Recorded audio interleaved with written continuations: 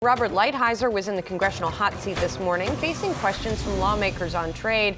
The president tweeted earlier this morning saying he had a, quote, very good telephone conversation with China's President Xi Jinping, and the two leaders would have an extended meeting later this month in Japan. We're going to go now to Jess Smith in the Capitol talking about this Lighthizer testimony. Jess, what did he have to say?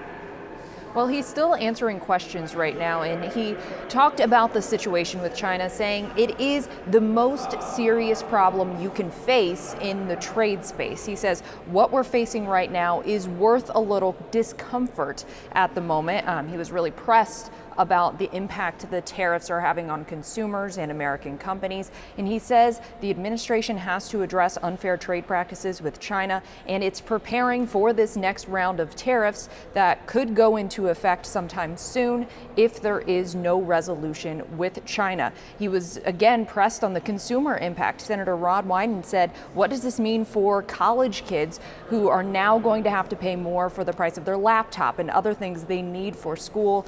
Here's what Lighthizer had to say about that. I would say to those college students, if China steals your intellectual property, you're not going to have jobs in the future. And much worse, your children are not going to have jobs in the future. So to me, the first question we have to establish is China a problem? Is a $450 billion trade deficit with China a problem? If you think not, then none of this makes any sense. If you think it does, then you have to do it as cleverly as you can, I would confess. And it's not easy. He also noted that there is going to be an exclusion process, and right now businesses are in Washington asking trade officials to exclude their products from the next tariff list. Lighthizer said those exclusions are going to cost him a lot of money. He was also asked about revisiting TPP, whether that is the right approach to try and unite our allies in addressing the issues with China. He says no. He says that was a bad deal and it wouldn't have helped the China situation anyway. He is set to testify on the House side tomorrow, so we will have much more from Ambassador Lighthizer in the coming days. Well, what kind of progress is he making with Democrats? Because there's so many different issues. It's not just China, but we also have to get the new NAFTA, the USMCA through Congress.